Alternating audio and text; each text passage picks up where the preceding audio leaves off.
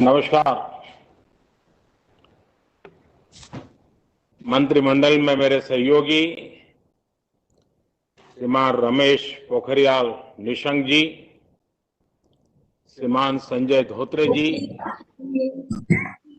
National education policy, राष्ट्रीय शिक्षा नीति में बहुत महत्वपूर्ण भूमिका निभाने वाले देश के जाने माने वैज्ञानिक डॉक्टर कस्तूरीरंगन जी और उनकी टीम, इस सम्मेलन में भाग ले रहे वाइस चांसलर्स, अन्य सभी शिक्षाविद, सभी महानुभाव, आप सभी का बहुत बहुत अभिनंदन।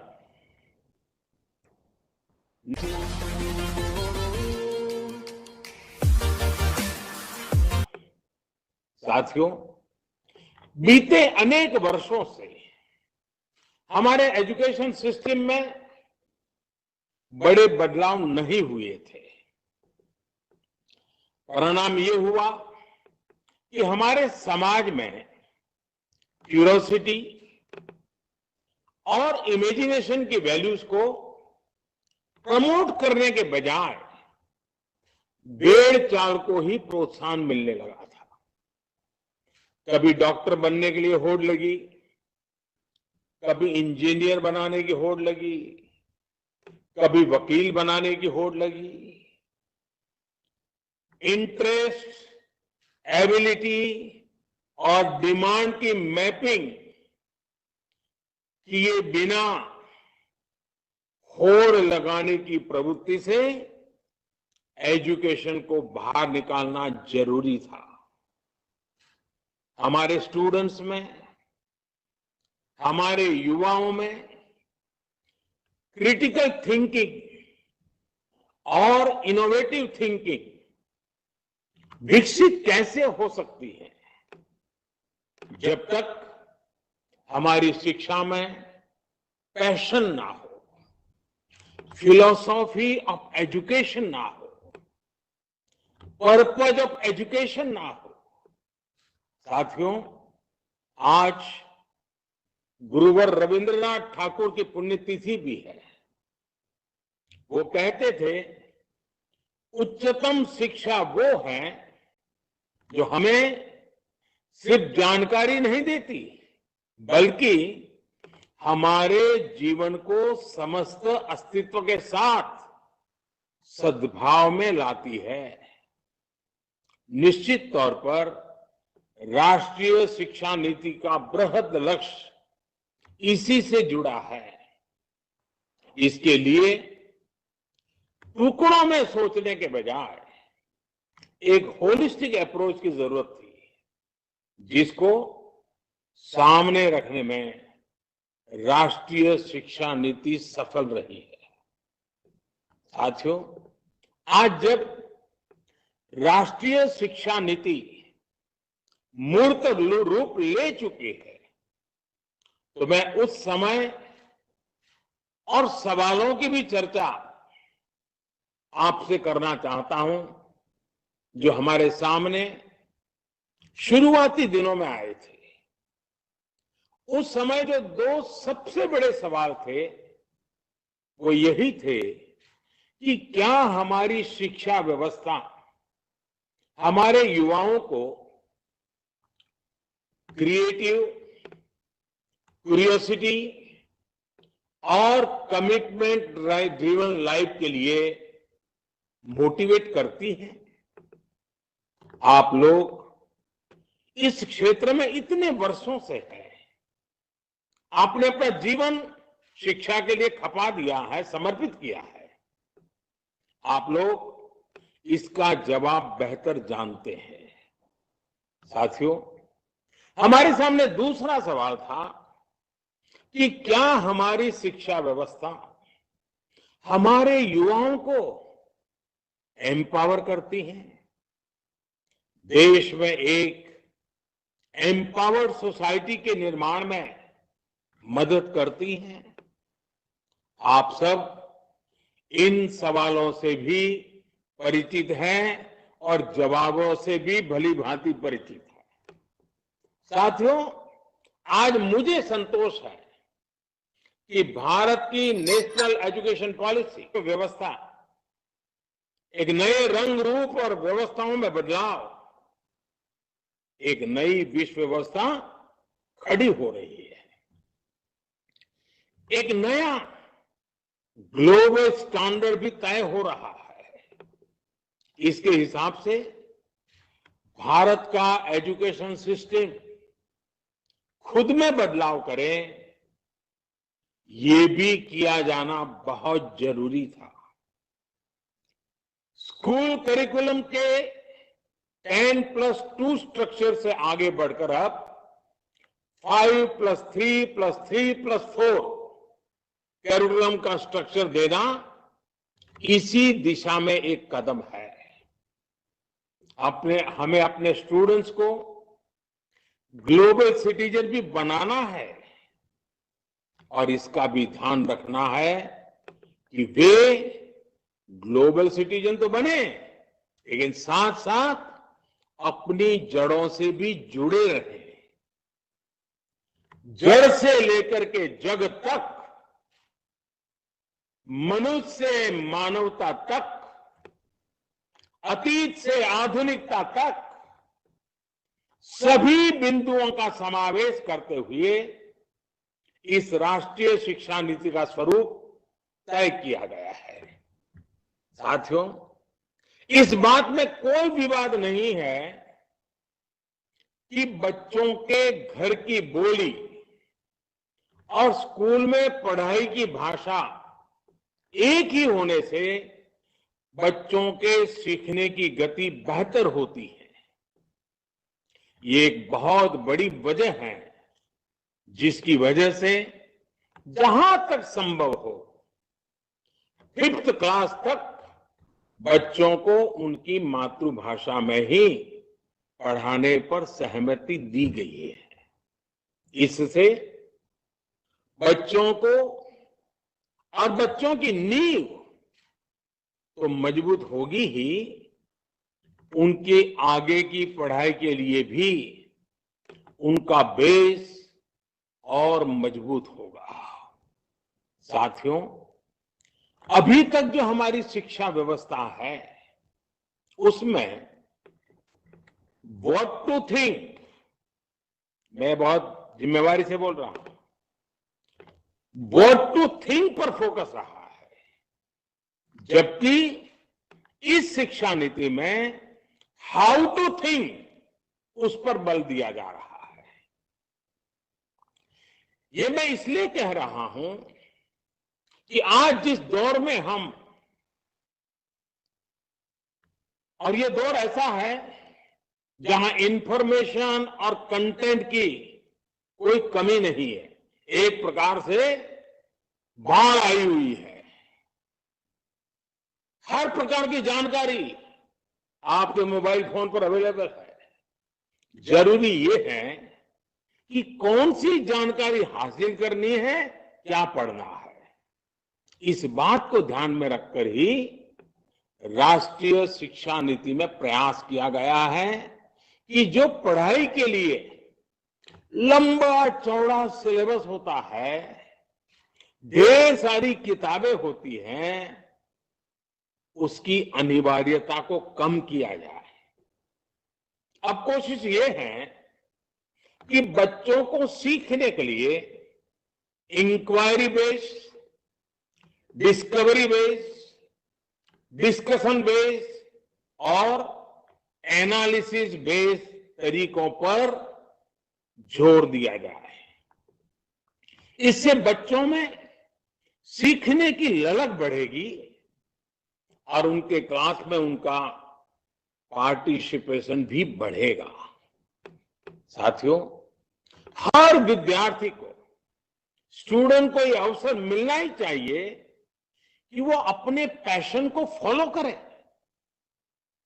वो अपनी सुविधा और जरूरत के हिसाब से किसी डिग्री या कोई कोर्स को फॉलो कर सके और अगर उसका मन करे तो वो छोड़ भी सके। अक्सर ऐसा होता है कि कोई कोर्स करने के बाद स्टूडेंट जब जॉब के लिए जाता है तो उसे पता चलता है कि जो उसने पढ़ा है वो जॉब की रिक्वायरमेंट को पूरा नहीं करता। कई स्टूडेंट को अलग अलग वजहों के से बीच में ही कोर्स छोड़कर जॉब करनी पड़ती है। ऐसे रिक्वायरमेंट को पूरा नहीं करता। कई स्टूडेंट को अलग अलग वजहों के से बीच में ही कोर्स छोड़कर जॉब करनी पड़ती है। ऐसे सभी स्टूडेंट्स की जरूरतों का ख्याल रखते हुए मल्टीपल एंट्री एग्जिट का ऑप्शन दिया गया है। अब स्टूडेंट वापस अपने कोर्स से जुड़कर अपनी जॉब रिक्वायरमेंट के हिसाब से ज्यादा इफेक्टिव तरीके से पढ़ाई कर सकता है, लर्न कर सकता है।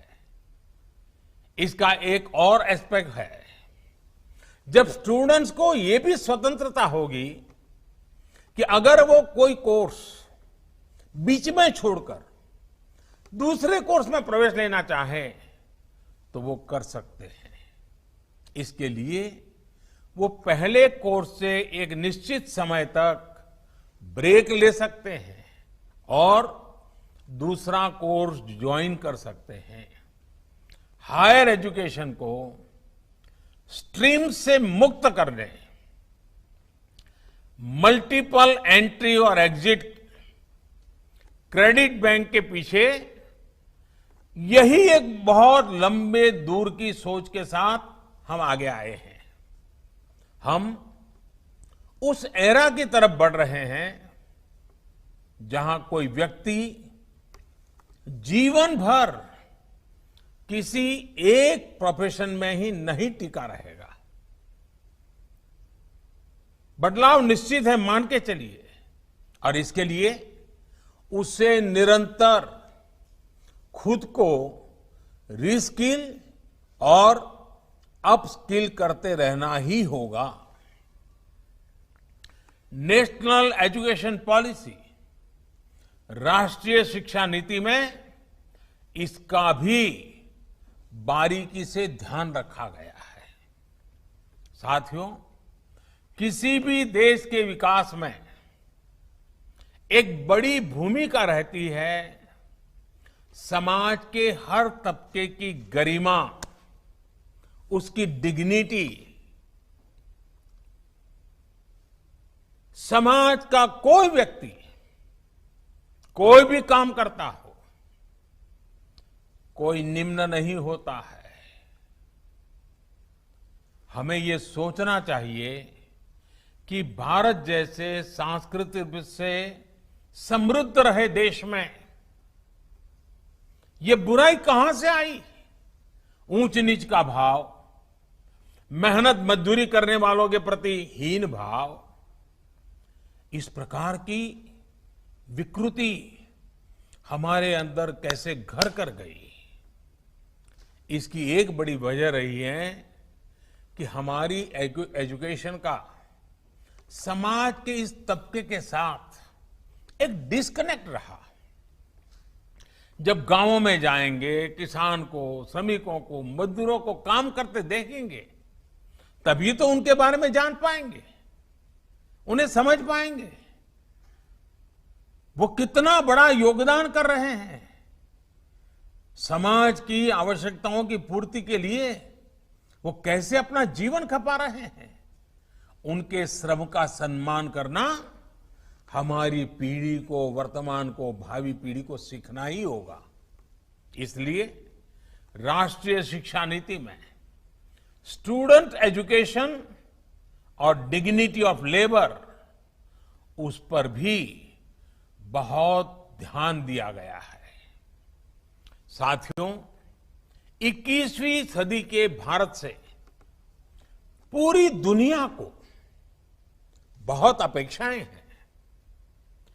भारत का सामर्थ्य है कि वो टैलेंट और टेक्नोलॉजी का समाधान पूरी दुनिया को दे सकता है। हमारी इस जिम्मेदारी को भी हमारी एजुकेशन पॉलिसी एड्रेस करती है। राष्ट्रीय शिक्षा नीति में जो भी समाधान सुझाए गए हैं उससे फ्यूचरिस्टिक टेक्नोलॉजी के प्रति एक माइंडसेट विकसित करने की भावना भी है। अब टेक्नोलॉजी ने हमें बहुत तेजी से, बहुत अच्छी तरह से, बहुत कम खर्च में समाज के आखिरी छोर पर खड़े स्टूडेंट तक पहुंचने का माध्यम दिया है। हमें इसका ज्यादा से ज्यादा उपयोग करना है। इस एजुकेशन पॉलिसी के माध्यम से टेक्नोलॉजी आधारित बेहतर कंटेंट और कोर्स के डेवलपमेंट में बहुत मदद मिलेगी। बेसिक कंप्यूटिंग पर बल हो, कोडिंग पर फोकस हो या फिर रिसर्च पर ज्यादा जोर, ये सिर्फ एजुकेशन सिस्टम ही नहीं बल्कि पूरे समाज की अप्रोच को बदलने का माध्यम बन सकता है। वर्चुअल लैब जैसे कंसेप्ट ऐसे लाखों साथियों तक बेहतर शिक्षा के सपने को ले जाने वाला है जो पहले से ही सब्जेक्ट्स पढ़ ही नहीं पाते थे, जिसमें लैब एक्सपेरिमेंट जरूरी हो। नेशनल एजुकेशन पॉलिसी, राष्ट्रीय शिक्षा नीति हमारे देश में रिसर्च और एजुकेशन के गैप को खत्म करने में भी अहम भूमिका निभाने वाली है। साथियों, जब इंस्टीट्यूशंस और इंफ्रास्ट्रक्चर में ये रिफॉर्म्स रिफ्लेक्ट होंगे तभी राष्ट्रीय शिक्षा नीति को अधिक प्रभावी और त्वरित गति से इंप्लीमेंट किया जा सकेगा। आज समय की मांग है कि इनोवेशन और एडॉप्शन की जो वैल्यूज हम समाज में निर्मित करना चाहते हैं वो खुद हमारे देश के इंस्टीट्यूशन से शुरू होनी चाहिए और जिसका नेतृत्व आप सबके पास है। जब हम एजुकेशन और विशेष हायर एजुकेशन को एम्पावर्ड सोसाइटी के निर्माता के रूप में खड़ा करना चाहते हैं तो इसके लिए हायर एजुकेशन इंस्टीट्यूशंस को भी एम्पावर करना जरूरी है।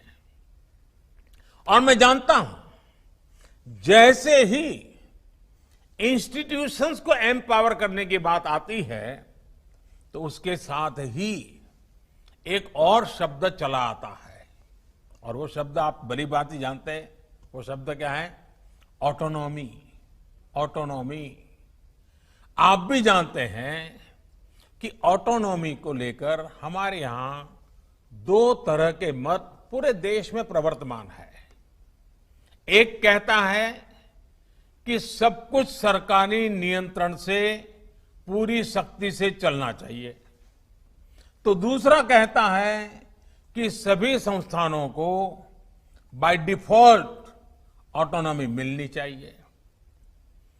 पहली अप्रोच में नॉन गवर्नमेंट संस्थानों के प्रति मिसट्रस्ट दिखता है, तो दूसरी अप्रोच में ऑटोनॉमी को एंटाइटलमेंट के रूप में भी ट्रीट किया जाता है। गुड क्वालिटी एजुकेशन का रास्ता इन दोनों के बीच में से ही निकलता है, दोनों मतों के मध्य से ही निकलता है।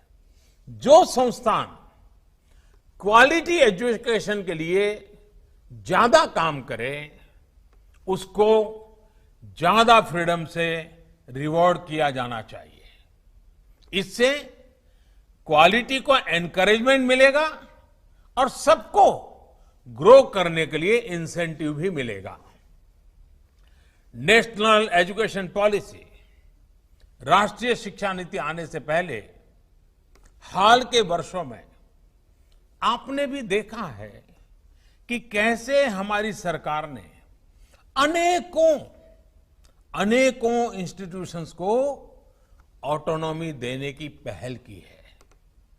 मुझे उम्मीद है राष्ट्रीय शिक्षा नीति का जैसे जैसे विस्तार होगा, शिक्षा संस्थानों को ऑटोनॉमी की प्रक्रिया भी और तेज होगी।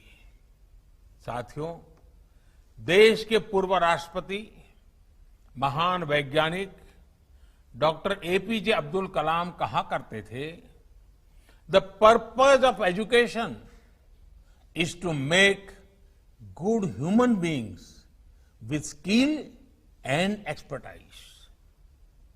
Enlightened human beings can be created by teachers. वाकई शिक्षा व्यवस्था में बदलाव देश को अच्छे स्टूडेंट्स, अच्छे प्रोफेशनल्स और उत्तम नागरिक देने का बहुत बड़ा माध्यम आप सभी हैं, आप सभी टीचर्स ही हैं, प्रोफेसर्स ही हैं। शिक्षा जगत से जुड़े आप ही लोग इस काम को करते हैं और कर सकते हैं। इसलिए नेशनल एजुकेशन पॉलिसी, राष्ट्रीय शिक्षा नीति में डिग्निटी ऑफ टीचर्स का भी ध्यान रखा गया है। एक प्रयास ये भी है कि भारत का जो टैलेंट है वो भारत में ही रहकर आने वाली पीढ़ियों का विकास करे। राष्ट्रीय शिक्षा नीति में टीचर ट्रेनिंग पर बहुत जोर है। वो अपनी स्किल्स लगातार अपडेट करते रहें, इस पर बहुत जोर है। I believe when a teacher learns, a nation leads. साथियों, नेशनल एजुकेशन पॉलिसी, राष्ट्रीय शिक्षा नीति को अमल में लाने के लिए हम सभी को एक साथ संकल्पबद्ध होकर काम करना है। यहां से universities, colleges, school education boards, अलग अलग स्टेट्स, अलग अलग स्टेक होल्डर्स के साथ संवाद और समन्वय का नया दौर शुरू होने वाला है। आप सभी साथी, क्योंकि हायर एजुकेशन के सबसे शीर्ष संस्थानों के शीर्ष में है, तो आपकी जिम्मेदारी ज्यादा है। मेरा आग्रह है कि राष्ट्रीय शिक्षा नीति पर लगातार वेबिनार करते रहिए, डिस्कशंस करते रहिए, नीति के लिए रणनीति बनाइए, रणनीति को लागू करने के लिए रोड मैप बनाइए, रोड मैप के साथ टाइमलाइन जोड़िए, उसको इंप्लीमेंट करने के लिए रिसोर्सेज, ह्यूमन रिसोर्सेज, इस सबको जोड़ने की योजना बनाइए। और ये सारा चीज ये नई नीति के प्रकाश में आप ही को करना है। राष्ट्रीय शिक्षा नीति सिर्फ एक सर्कुलर नहीं है। राष्ट्रीय शिक्षा नीति सिर्फ सर्कुलर जारी करके, नोटिफाई करके इंप्लीमेंट नहीं हो सकती है। इसके लिए मन बनाना होगा। आप सभी को दृढ़ इच्छा शक्ति दिखानी होगी। भारत के वर्तमान और भविष्य को बनाने के लिए